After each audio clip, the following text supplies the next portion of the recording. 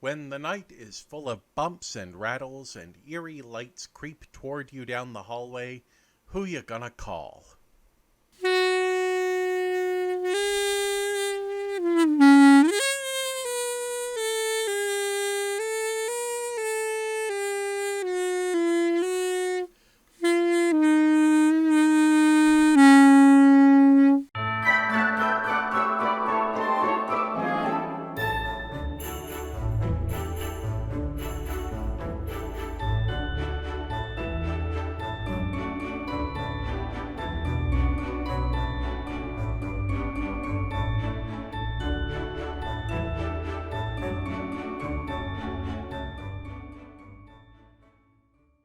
Born in 1950 in Evanston, Illinois, USA, William James Murray's mother Lucille was a mailroom clerk, and his father, Edward Joseph Murray II, was a lumber salesman.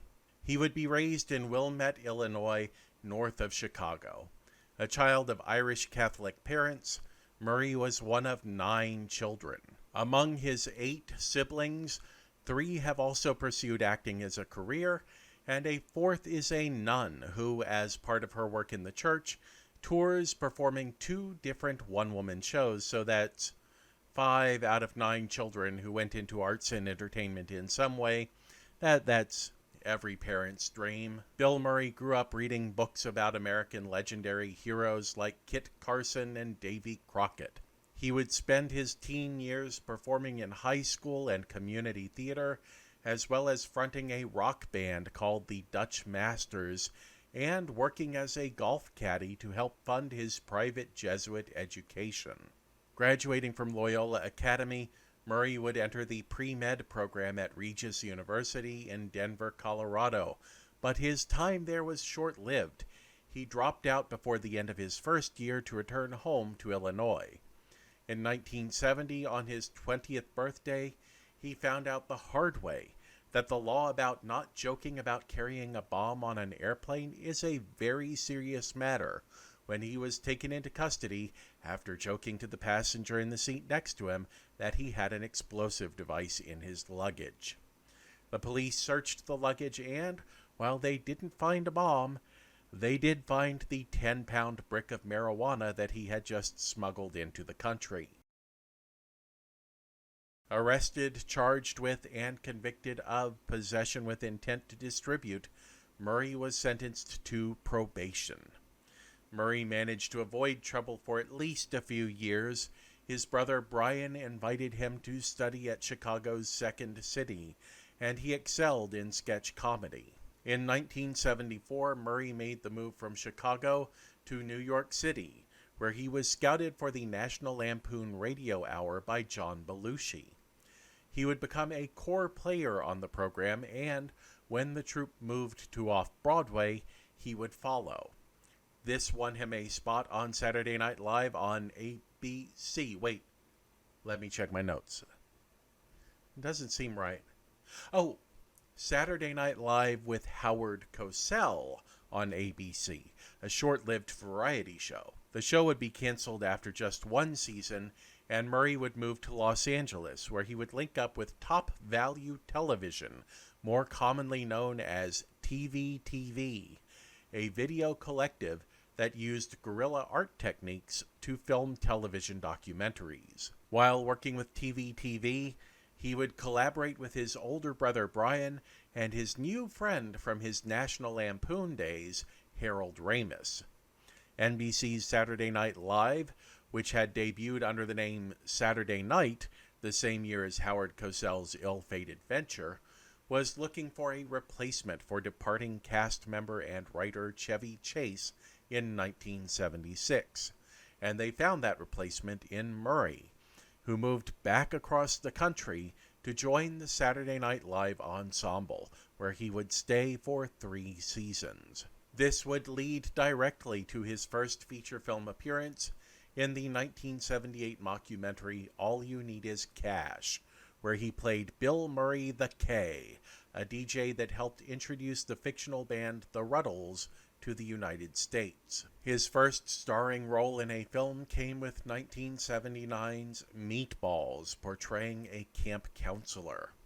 Following a less than successful turn playing Hunter S. Thompson in Where the Buffalo Roam, Murray's career would see a major boost as he collaborated on a string of box office hits with Harold Ramis. His popularity would lead to his being invited to be the first ever guest on NBC's Late Night with David Letterman, and he would wind up bookending Letterman's talk show career, appearing as well as his first guest when the show moved to CBS, and as his final guest when Letterman retired in 2015.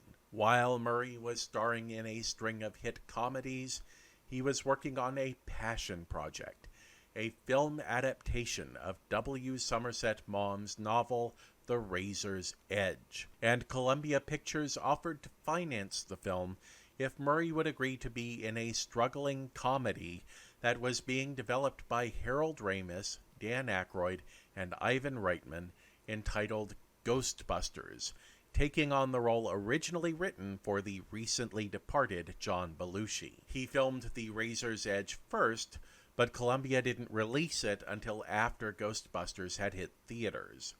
Ghostbusters became the biggest movie of 1984, and The Razor's Edge was a flop, earning back only half of its budget.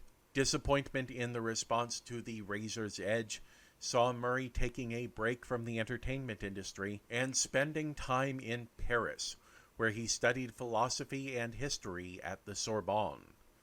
Between 1984 and 1988, his only film appearance was a cameo in Little Shop of Horrors as a masochistic client of Steve Martin's dentist. In 1988, Murray returned to the screen in both a sequel to Ghostbusters, a production that Murray has always criticized as being rushed, and the Christmas Carol adaptation Scrooged.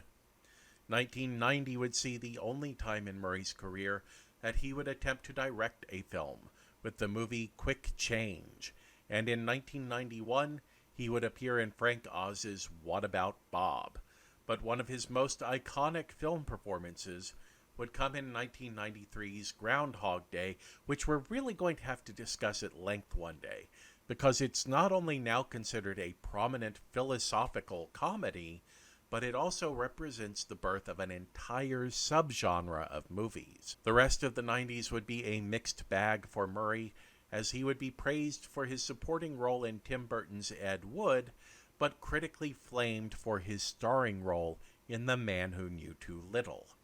But it would also see him appear in Rushmore, collaborating for the first time with Wes Anderson, the writer, director, producer, who has been attached to Murray at the hip ever since. Murray shifted to more dramatic roles in the early 2000s, appearing as a right-wing ventriloquist in The Cradle Will Rock, and as a fading star filming commercials in Japan in Sofia Coppola's Lost in Translation. He continued to work with Wes Anderson and took on comic roles, including a supporting role in Charlie's Angels and a starring role in the computer-animated Garfield movies, replacing original Garfield voice Lorenzo Music, who had previously voiced Murray's character from the Ghostbusters in the animated series The Real Ghostbusters. His work with Wes Anderson began to bring in awards, and Murray continues to appear in dramatic and comic roles. In 2016, in addition to appearing as the voice of Baloo in Disney's remake of The Jungle Book, he would appear in Ghostbusters Answer the Call, which...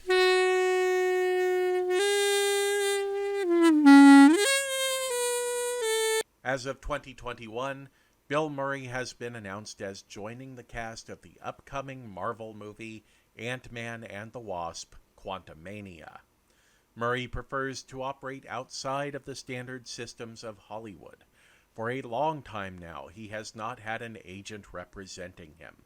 Instead, Murray maintains a secret personal phone line that goes directly to voicemail. People who want to work with him and who can find the number are free to call and make their pitch. He may eventually decide to check his voicemail and, If he likes the pitch, respond to it. Or those pitching projects for Murray may be unfortunate enough to have their message on his system on one of the days that he decides he'd rather not bother catching up with all of his pitches, and he deletes all of the messages unheard. It is not a perfect system, as Murray admits, noting that this way of operating has caused him to miss opportunities to be cast in, among other movies, Who Framed Roger Rabbit, Monsters, Inc., and Little Miss Sunshine. But he remains happy with it, saying once, "If you have a good script, that's what gets you involved. People say they can't find me. Well, if you can write a good script, that's a lot harder than finding someone. I don't worry about it. It's not my problem." Now, if I were in charge, and I am,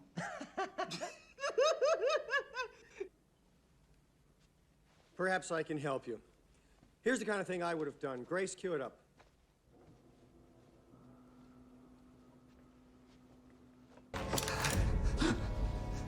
Our father made my brother stay here at Christmas in return for you waiving his school fees. Just lose, like, you know the part with the gun and the blood? All right. And the guy, shooting up, and then they... If I can change it, I'll let you know in 5 minutes. Former Saturday Night Live writer Mitch Glazer and National Lampoon alum Michael O'Donoghue together created a screenplay adapting Charles Dickens's A Christmas Carol to the modern-day entertainment industry. The screenplay kicked around Hollywood for a few years looking for a star, and in 1986, it found its way into the hands of Bill Murray. Murray loved the script, but he was still stinging from the box office response to The Razor's Edge, and was worried that the success of Ghostbusters had made him toxic for any other production. Also, he was quite enjoying life studying philosophy in France, so he made the decision to pass on the opportunity. When he was ready to return to film in 1988, however, he worried that his skills might be a little bit rusty, and he started looking for a fun but challenging project to get him back in the rhythm. Learning that the lead in that adaptation of A Christmas Carol he had read 2 years earlier was still available, he seized upon it, deciding that playing a funny Scrooge would be the perfect role for his needs. He worked together with O'Donoghue and Glazer to punch up the script in a new draft. Sitting in the director's chair would be Richard Donner, the former television director of Wanted Dead or Alive and The Man from U.N.C.L.E., who in 1978 had convinced the world that a man could fly with Superman the movie. From the beginning, Donner butted heads both with his screenwriters and his star. Murray had wanted a light-hearted romp, while Donner wanted a dark, gloomy satire. The screenwriters would complain that Donner stripped their original script of all of its subtlety, instead focusing on big, flashy, broad humor. Donner, for his part, said that everybody involved in the production was incredibly talented, but that, gosh darn it, they were just so hard to work with, and they needed to learn to just let him do his job. The movie shot over a 3-month period on sets and locations in both New York City and Los Angeles, with a budget of $32 million. Appearing in the cast would be B-movie hero Robert Mitchum, as well as comics Bobcat Goldthwait and Carol Kane, and live theater heavyweight Alfred Woodard, as well as 3 of Murray's siblings, Brian, John, and Joel Murray. By the end of production, Murray says they had, quote, shot a big, long, sloppy movie. Much of what they shot remained on the cutting room floor. Glazer and O'Donoghue would estimate that the final film used only about 40% of their original script, and that the rest kind of resembled what they had written, but had been twisted. Scrooged premiered in theaters on November 23, 1988. It would bring in $60 million domestically. The $60 million classified Scrooged as a moderate box office hit, landing at the top of its opening weekend above the animated family films The Land Before Time and Oliver and Company. It was the 13th highest grossing film of the year domestically, and Variety would report that it brought in around $40 million from the international market. Producer Art Linson proudly pointed to the opening weekend take of $13 million to justify his decision to spend $6 million just to get Bill Murray on board at a time when the rest of Hollywood was convinced that an actor who hadn't worked for 4 years wasn't worth it, saying that the only other name that could draw $10 million in 4 days was Eddie Murphy. Pre-release reviews were overwhelmingly positive, but upon release the movie's reviews shifted to mixed, with many critics complaining that the film was too dark and cynical.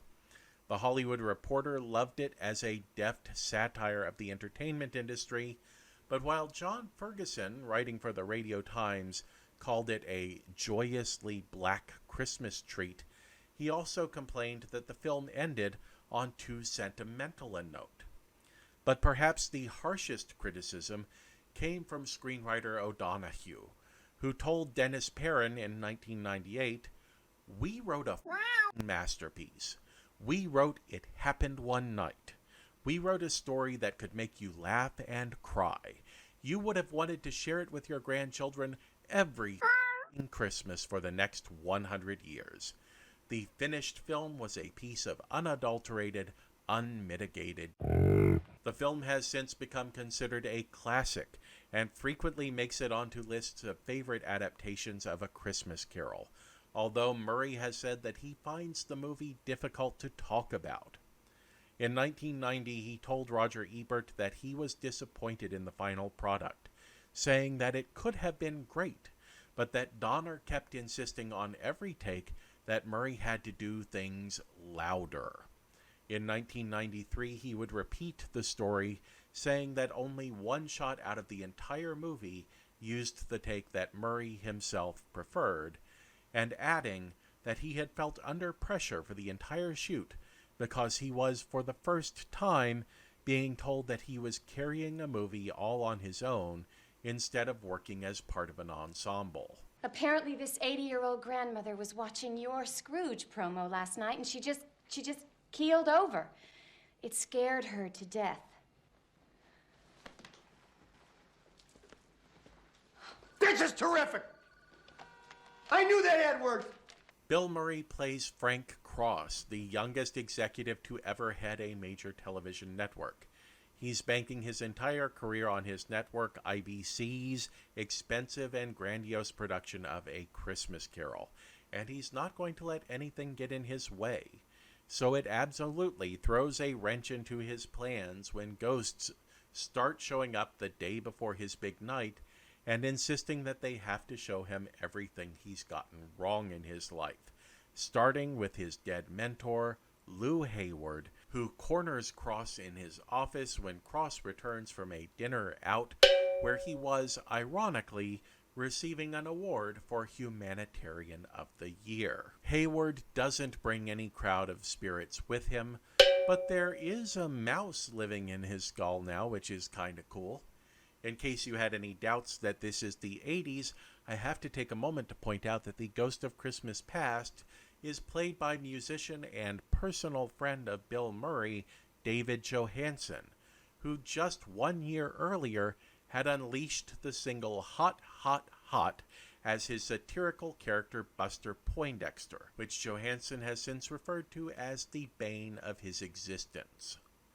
The Ghost of Christmas Present doesn't carry any little children with her, which is good because her favorite pastime is kicking Bill Murray in the crotch.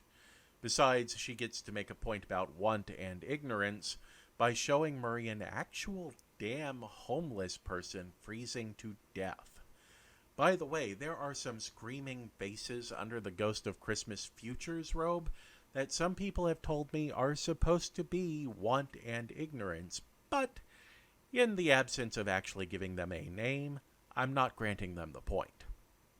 Frank Cross goes to his grave in one of the most terrifying ways shown in any Christmas Carol adaptation, being transported into his coffin as his own cremation begins. He doesn't rush to the Cratchit's home because Grace Cooley, his assistant and the story's Bob Cratchit, is already at the studio helping with the live broadcast, along with her son Calvin. However, he does rush into the homes of everyone else through the miracle of live television in a largely improvised scene that, upon filming, apparently worried the actual crew of Scrooged that Bill Murray might really be having a nervous breakdown on the set. To me, comparing the attitudes of people who love this movie, myself included, to the responses of the people who worked on it illustrates one of the fascinating things about filmmaking.